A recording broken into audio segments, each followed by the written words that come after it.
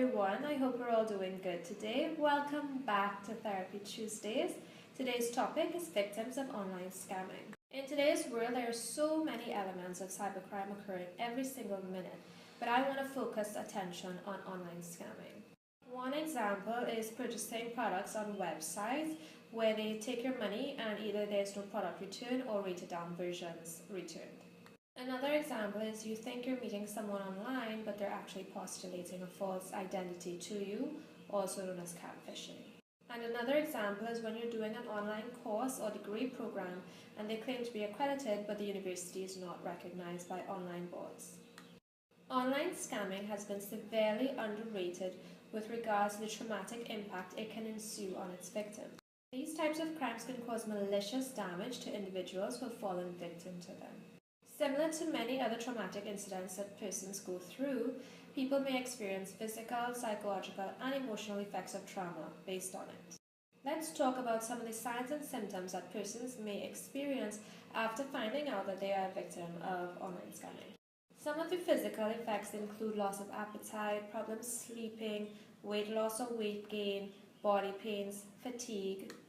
Victims may experience hyper-alertness, and they may be easily agitated or edgy. Some victims may choose to socially withdraw themselves from society because of shame or feeling overwhelmed from the issues that arose from the scam. Others may choose complete self-isolation because they don't want to face others, they don't want to acknowledge what happened or discuss the issues around it. Some may experience a lack of interest in everyday activities because they lost the zeal to practice activities that once brought them joy. Some of the psychological effects include issues with trusting others because of their experiences of falling victim to a scam. They may experience confusion, difficulty concentrating, as well as poor or impulsive decision-making practices. They may also experience self-blame or guilt because they felt like they should have known, or they look back at signs that they should have paid more attention to. They may also experience short-term paranoia with regards to that there may be more to occur with this crime or who is responsible for the crime. Early on, they may also experience a state of shock and denial in terms of if this really did happen to them. There may be anxiety and constant worrying as to what will happen next or how they're going to move forward from this issue. There may also be a presence of poor self-judgment, that is, they're mentally attacking themselves for being too naive or not smart enough to figure out the scam. Some of the emotional effects include sadness over being taken advantage of and hurt by persons.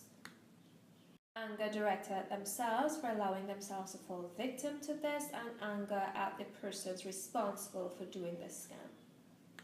Hopelessness that things may not improve and things may not get better, and they see no positive light coming out of this issue. They may also experience mood swings along the tangent of very high to very low. There may also be some cases where they may be emotionally numb from being overwhelmed with all the thoughts. And then there may also be grief due to losses incurred from falling victim to an online scam. A victim may experience a combination of these effects after discovering that they were scammed, but these symptoms are normal and expected to arise after trauma. Let's talk about some guidelines for the treatment of these post-traumatic effects. Firstly, a person must acknowledge that the crime has occurred and it is not their fault that it happened. Next step is to inform the necessary officials about the crime that has occurred and, if possible, run an investigation and seek justice for the wrong. Noting that most cybercrimes that occur on a global scale are not always solved because the identity of the offenders are very hard to find out. The victim needs to accept the losses that occurred and focus on moving forward and learning from the experience. It is healthy and necessary to ventilate all thoughts and feelings about the matter in a safe and secure environment. Be open to support from caring friends and family to help you cope through this ordeal. You don't have to do this alone. Emotional management is key throughout the after process. Take steps to avoid social withdrawal and self-isolation at all costs. Instead, own up to the mistakes made and use it as a learning experience for future reference to avoid it happening again. Also, engage in steps to rectify any misconceptions made by others about the terms of the matter and what had happened exactly. Ensure that throughout the process you consistently maintain a healthy and well-balanced lifestyle and that you avoid any major physical changes. Seek professional assistance if symptoms cannot be dealt with and managed on a personal level. There is nothing wrong with asking for help. This particular topic hits very close to home for me because I recently found out that I was a victim of an online scam and I did in fact experience many of the effects that I explained. I found out that the doctorate program I did online was not accredited with Trinidad and Tobago and that the university was not legitimately recognized.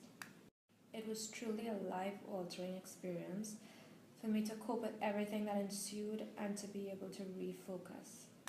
It took me a while to come to terms with all that was happening and to be able to acknowledge and accept everything that I was finding out. I decided that I was not going to allow this to be an obstacle in my life, but rather I was redirecting my efforts to make this a stepping stone. I want to reach out to persons that have been victimized by scams or persons making false promises to you and let you know that you are not alone. The initial rule-shifting experiences that you have can change, but it's only when you decide to move forward and fight back at it. I'm still very much certified with a master's in clinical social work with a distinction and a degree in psychology with honours from the University of the West Indies. But I have every intention of returning to school to receive an accredited doctorate title in my profession. I thank you all so much for your constant support, and if you have any questions or comments about this segment, feel free to message me and let me know. Do have a blessed day, and remember, each one teach one. Be the change you want to see in this world. Thank you, and take care.